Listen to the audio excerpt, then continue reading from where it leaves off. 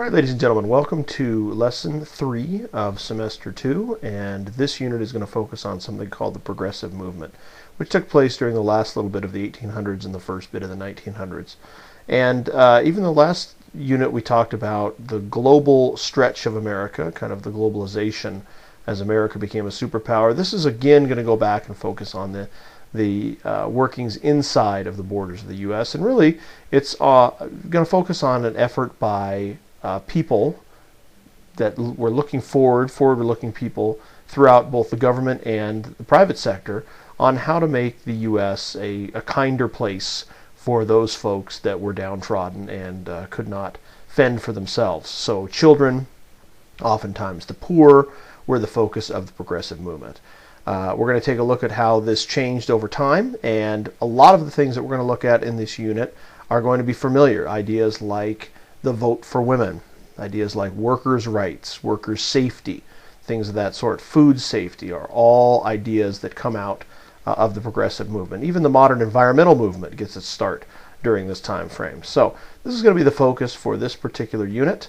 Let's take a look and see what we've got.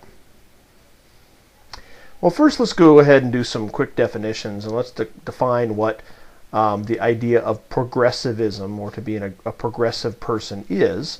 And really, it's a political movement that seeks political and social reform, kind of changing the political system and changing the social system to be more caring for the common person.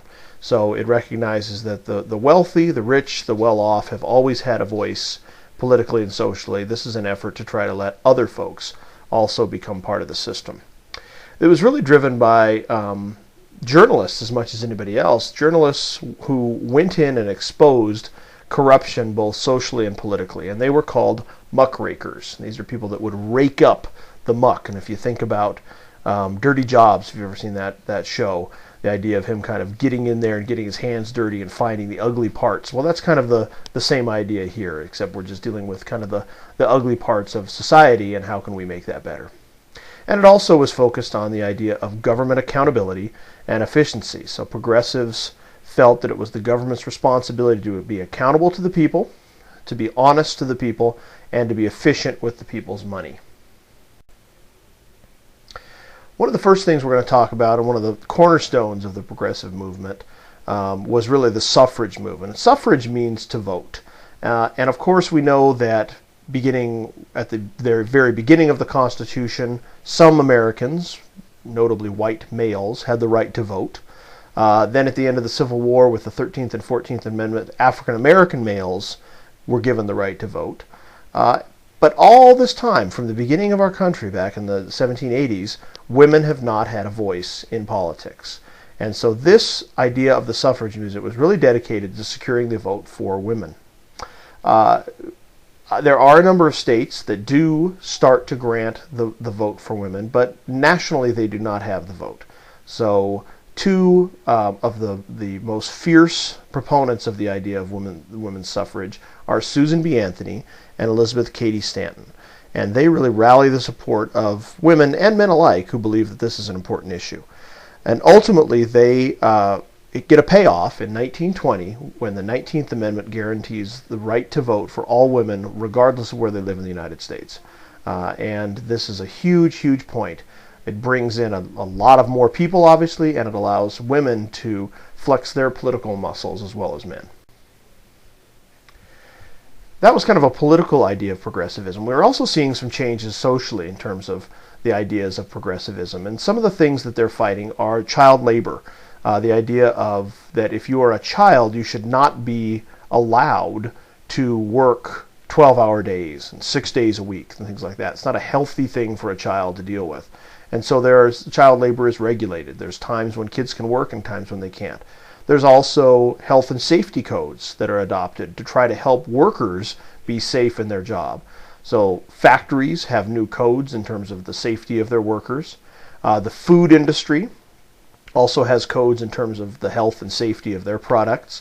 And that's driven by it's a novel called The Jungle by Upton Sinclair. We'll take a look at a little piece of it later in this lesson. But that really shows how ugly the food industry was at the turn of the century, and that cleans it up a lot. Also building codes to make sure that buildings are safe. And then also the prohibition movement. Prohibition was the idea of trying to shut off access to alcohol in the United States. A lot of people felt that alcohol was a negative socially, and they wanted to limit the access to alcohol throughout the country. Another issue that the progressives dealt with is the idea of conservation. And that really is looking at the environment as an important entity in the United States and wanting to make sure that not only do we use our wonderful resources in this country appropriately, but also that we conserve public lands, especially areas that are special. President Roosevelt, who's a real big outdoorsman, remember he was the one who went up San Juan Hill with the Rough Riders, he's a huge outdoorsman, and he supports the idea of conserving public lands. He wants to start a national forest system so the forests are continually healthy. National parks, so certain areas that are special and unique to the United States are held from development so people can look at them across the country forever. And reservations for wildlife, so wildlife has an opportunity not to be hunted to extinction. And then also the idea of trying to bring new lands online for good use through the use of irrigation. After Roosevelt ends his time as president, his hand-picked successor is a guy named William Howard Taft. William Howard Taft is a lawyer. He has been a justice, and also he has been in the Congress. And he is kind of the hand-picked successor. So in 1908, he continues Roosevelt's policies of progressivism in the country. He also battles to break the trusts and make sure that there is equity and fairness throughout the business system. But unfortunately, his administration is plagued by a number of different scandals, and so he is not particularly an effective president. He is, however, the only president that after his presidency goes back and he ultimately becomes the Chief Justice of the U.S. On the Supreme Court. After Taft steps down from office, we have a three-way election in 1912 to see who the next president's going to be. The Democrats have a candidate named Woodrow Wilson. The Republicans have Taft again. And the progressives actually have Roosevelt. And so there we have a three-way election.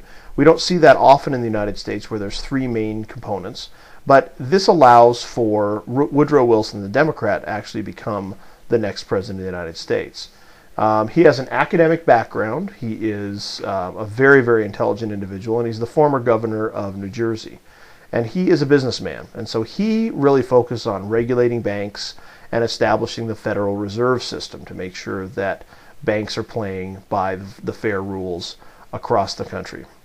Woodrow Wilson is mostly someone who focuses on business, but because of timing, you never get to choose some of the issues that happen around the world if you're the president.